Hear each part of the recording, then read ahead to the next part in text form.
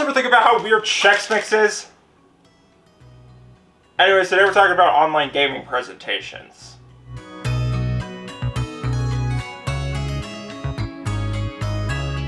What?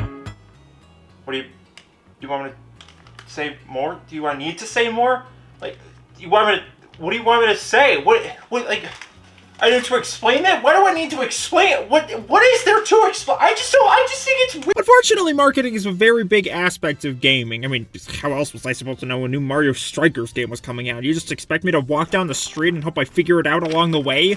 It's important for companies to put something out there to let people know a game is coming. Otherwise, the game would just come out and nobody would know or care. Although, I guess there is the chance you could put a trailer up and people would still forget about it.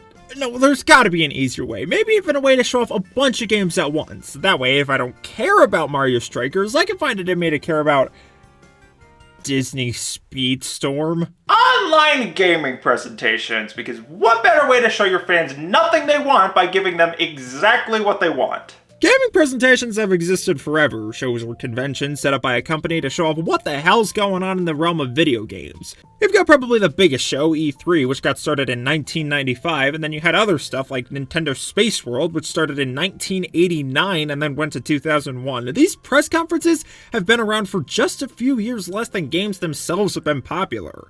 But the key word in that sentence was press conference, because, I mean, if you actually go back and watch an old E3 or something... Arcade business, learning about gamer expectations, a quarter at a time. Oh, I forgot what I was gonna say. See, you're getting exactly what's advertised here. A press conference. Some executive standing in front of a bunch of journalists and listing the company's plans for the upcoming year. Under any other circumstance, this is in fact a press conference. But see, in the video game industry, that just doesn't cut it for some reason. Video game press conferences have devolved into these huge events with massive stages and giant screens and lasers and smoke machines and random celebrity appearances and full orchestras and dance numbers and insane audiences and, am I forgetting anything else? Virginity! I mean, gaming press conferences are so far detached from what an actual press conference is that you could barely even call them press conferences anymore. Which is why no one does. Everyone just sticks to calling them presentations or shows or something. I mean, at this point, these things appeal to the fans just as much as they do journalists and shareholders or whatever, and by calling them press conferences, I mean, you're alienating half your audience. Wait a second, I can't watch this. I'm not the press. I don't even know how to write. So at that point, if these presentations are just as much for the fans and general public as they are for the people they were originally intended for, then why not find a way to shorten them up to actually cater to that new audience? Because unlike journalists, the fans' lives do not revolve around learning what their favorite companies are up to, regardless of how their actions may suggest otherwise. I mean, I'm completely guilty of this too. I never want to watch Ubisoft's E3 show or the Game Awards, and yet for some reason I find myself watching them as they go live every single year. But why don't we condense the form factor into roughly 45 minutes of content or less and just plot that online for anybody to check out in their own free time? And that's exactly what Nintendo did. On October 21st, 2011, the Nintendo YouTube channel uploaded something fascinating. Something called a Nintendo Direct. I wonder what that's all about. Hi, I'm Reggie from Nintendo of America. For anyone who doesn't know, this is Reggie Fils-Aimé, President and COO of Nintendo of America from 2006 to 2019, and started at the company in 2003. And this man is a legend in the world of video games, and if you see any clip of him, it's immediately apparent why. I mean, this is literally how he introduced himself to the world at E3 2004. My name is Reggie, I'm about kicking ass, I'm about taking names, and we're about making games. This man is practically overflowing with charm and charisma. When Reggie talks, you pay attention because he's just got that commanding presence to him. I don't know how to explain it, but everything he says sounds enticing. Like, he could make eating straight asphalt sound like a good idea. I mean, if Reggie said it, sure. I regret nothing. If you ever hear anyone talk about how Nintendo feels like a soulless, emotionless company nowadays, this is why. These directs from the mid-2010s had so much character to them. There were dumb little skits, the presenters spoke a little more casually. It felt like these were something they wanted to do, rather than something they felt like they were being forced to do. And they did a lot, too. I'm talking like one nearly every month, 30 to 40 minutes long, talking about games people actually cared about the entire time. Because as it stands now, if we're just talking vanilla Nintendo Directs, we only get 3 a year. One near the beginning, like February or March, one at E3, and then one near the end, around September. And there's a good chance they're going to show a bunch of games no Nintendo fan actually cares about. And beyond that, these later Directs just kind of lack the magic they had when they were first starting out.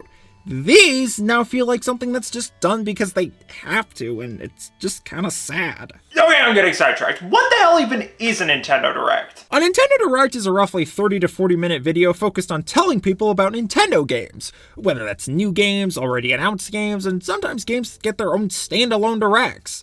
But probably the most important aspect of these is that they have become an event for Nintendo fans. Whenever one is announced, everyone drops what they're doing and clears their schedule to make sure they can catch it live, and speculation runs rampant through the streets about what games will be shown. Personally, I cannot wait for them to show Super Mario Hot Dog Eating Simulator.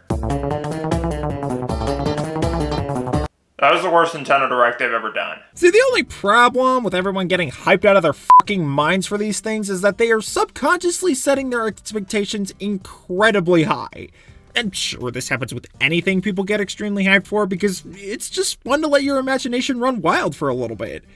The only thing is, I'm not really sure why people get their hopes up for these things anymore.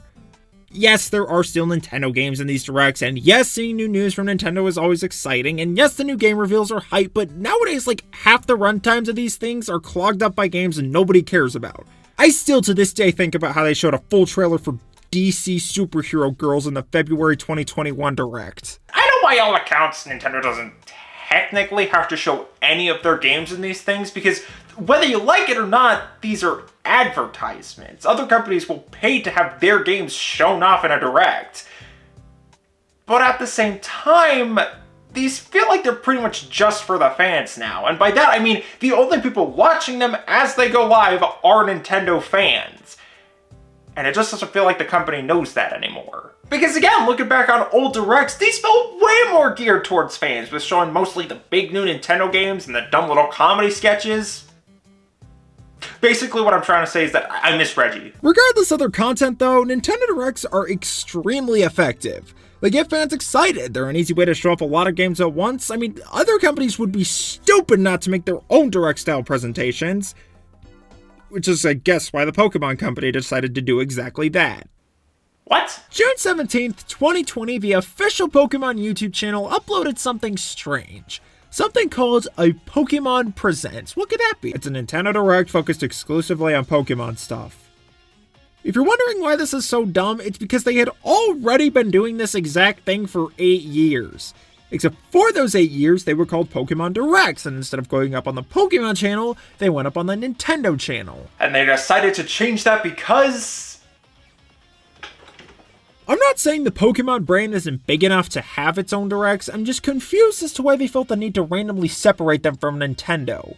Because it really was just a completely random change that came out of nowhere and it makes zero sense. Pokemon Directs were already separate videos, so it's not like the announcements were being drowned out by anything else in a Nintendo Direct. I just don't really see the need to do this. Okay, Pokemon isn't really what I meant when I said other companies should make their own Direct-style presentations. What I actually meant is we should get an entirely new company, maybe even another player on the console war.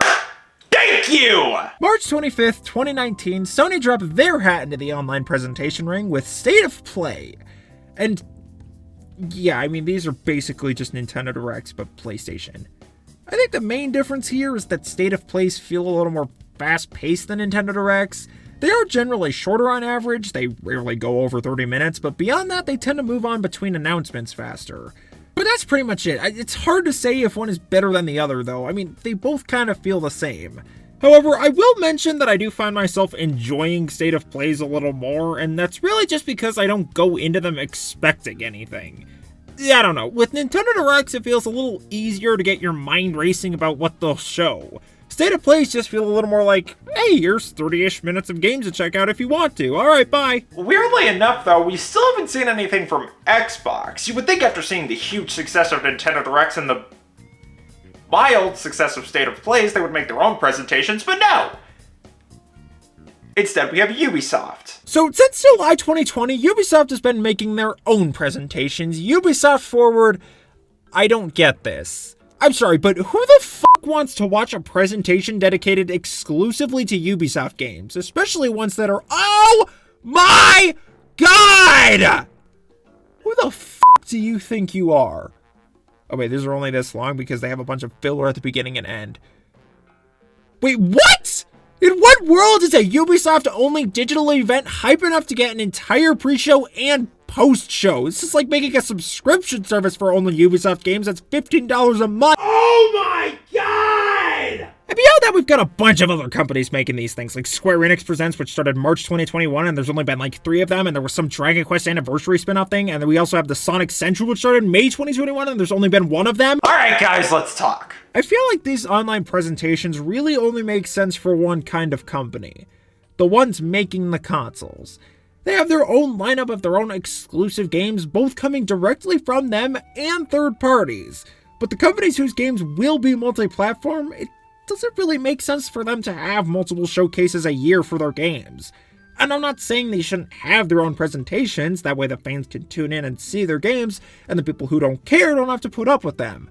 But what I am saying is that, do you really have enough games and enough to say about those games to have any other shows outside of, say, E3 or some other big conference? It might be a little early to start talking shit anyways, though, because these third-party companies didn't start making their own online presentations until, like, last year, and they haven't done very many since.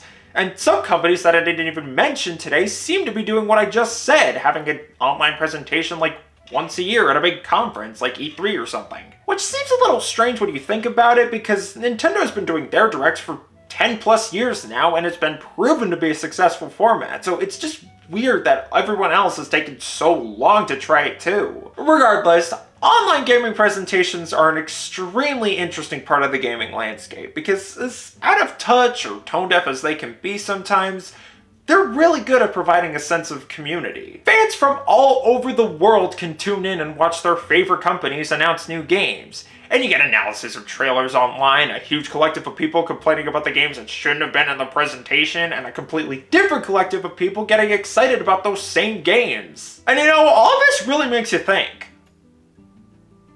Chex Mix is fucking weird. What do you want me to say? What is there to say? I don't know what you want me to say. There's nothing to explain here. It's just weird. I don't know what to tell you. It's just weird. There's nothing else to explain.